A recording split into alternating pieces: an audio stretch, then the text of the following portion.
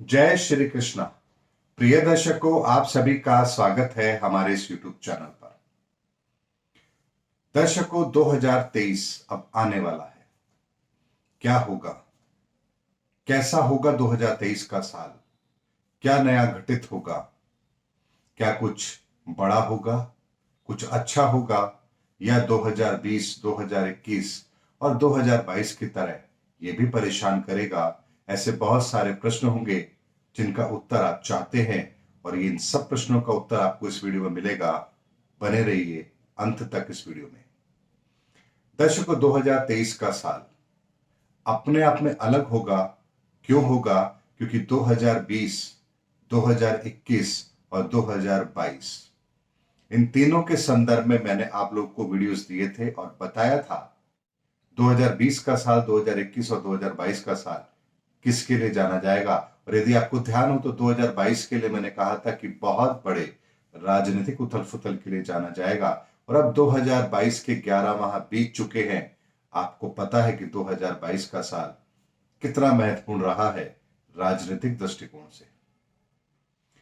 2023 का साल भी कुछ कम नहीं रहने वाला है, बहुत खास रहने वाला है। 2023 का साल आपको हमको मौके नहीं देगा सुधरने के, बल्कि प्रकृति अपना रौद्र रूप दिखाएगी। यानी प्राकृतिक आपदाओं के लिए 2023 का साल जाना जाएगा। इस 2023 के साल की सबसे पहली बड़ी बात मैं आपको बताता हूं।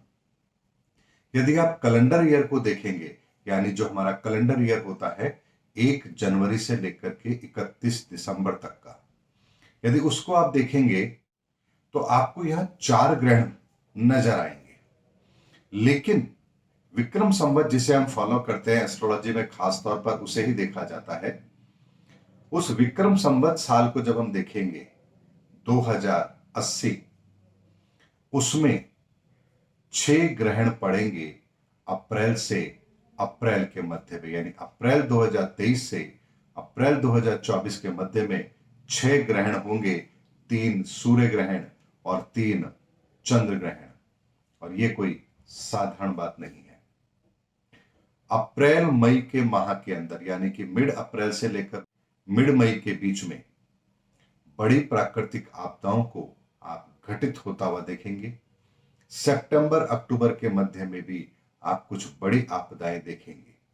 लेकिन इसके अलावा भी इस साल के अंदर, इन 2023 के साल में, कई भूकंप, कई सुनामी, कई प्राकृतिक बहुत बड़ी आपदाएं, दुर्घटनाएं, विमान दुर्घटना, सैन्य कार्रवाइयां, यानी एक नहीं बल्कि एक के बाद एक कुछ ऐसी परिस्थितियों का निर्माण होगा जो किसी न किसी तरह से हम ये कह सकते हैं कि इसमें इंसान का कोई रोल नहीं है। क्योंकि प्रकृति जब कुछ करने पर आती है तो वो समय, काल और पात्रता नहीं देखती है। और 2023 का साल प्राकृतिक आपदाओं के लिए जाना जाएगा, जिसमें हर उस तरह की घटनाओं को आप घटित होता हुआ देखेंगे, सामान्य से ज्यादा होता हुआ देखेंगे। नॉर्मली कहीं अकाल, कहीं बाढ़, कोई ना कोई छोटा मोटा भूकंप तो हर साल आता है, कोई बड़ी बात नहीं है। लेकिन 2023 के साल में जो भी भूकंप आएंगे वो अपनी तीव्रता पिछलों के मुकाबले कहीं अधिक लेकर आएंगे। उनकी फ्रीक्वेंसी ज्यादा होगी, उनका कवरिंग एरिया बहुत ज्यादा होगा। सुनामी आएंगी, उनकी प्रचंडता, उनका वेग पहले के कंपैरिजन में बहुत ज्यादा होगा। जान मान की हानि हम कुछ हद तक कम इसलिए कर पाएंगे क्योंकि आज का विज्ञान इन सब का पूर्व अनुमान लगा लेता है। जब वो घटनाएं होती हैं तो उससे पहले उनसे बचने की व्यवस्था सरकारें जरूर करती हैं। इसीलिए प्राकृतिक आपदाओं से नुकसान आप जनहानि का थोड़ा कम देखेंगे, लेकिन संपत्तियों का नुकसान बहुत अधिक होगा।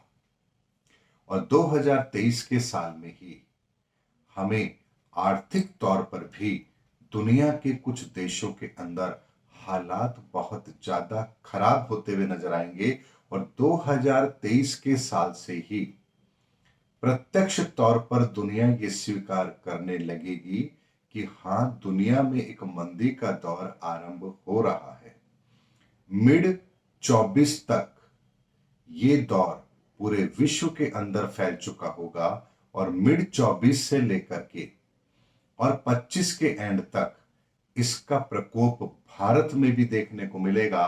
मैं यहां पर आर्थिक मंदी की बात कर रहा हूं, ये भी यहां जरूर होगा। लेकिन 2023 का साल प्राकृतिक आपदाओं के लिए जाना जाएगा, जो अपने पिछले सभी रिकॉर्डों को भी तोड़ेगा और हमें इस जलवायु परिवर्तन के सबसे भीषण परिणामों को देखने के लिए बाध्य करेगा।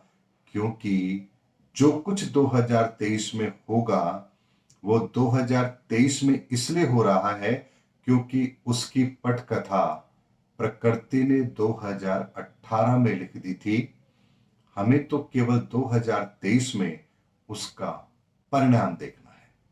इसलिए हमारी कोशिशों के बाद भी इन घटनाओं को नहीं रोका जा सकता है, क्योंकि प्राकृतिक आपदाएं कभी भी एक दिन में नहीं आती हैं। इसके पीछे एक साइकिल होता है जो बहुत पहले से शुरू हो जाता है। और इसीलिए मैं 2020 में भी, 2021 में भी और 2022 में भी अपने वीडियो के माध्यम से ये कह चुका हूं कि आने वाले समय के अंदर प्रकृति अपना बहुत बड़ा रौद्र रूप दिखाएगी और 2023 का साल उसी के लिए जाना जाएगा।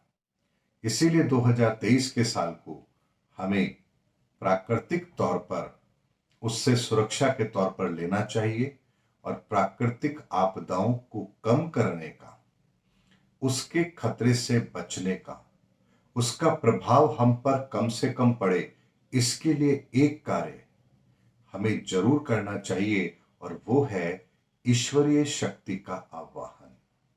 यानी ईश्वरीय शक्ति का आवाहन करने से संसार के अंदर प्राकृतिक आपदाओं के प्रकोप के अंदर कमी जरूर आती है। और इसीलिए वैदिक समय पर यज्ञ हवन हुआ करते थे ताकि प्राकृतिक आपदाओं से सुरक्षा मिल सके।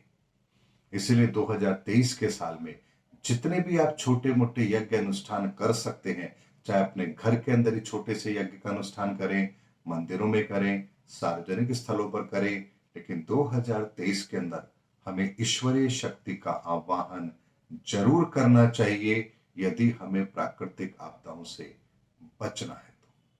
तो उम्मीद करता हूं दर्शकों मेरा वीडियो आपको जरूर पसंद आया होगा। अगले वीडियो में आपसे फिर भेंट होगी, तब तक हमारे चैनल पर बने रहिए। जय हिंद, जय भारत।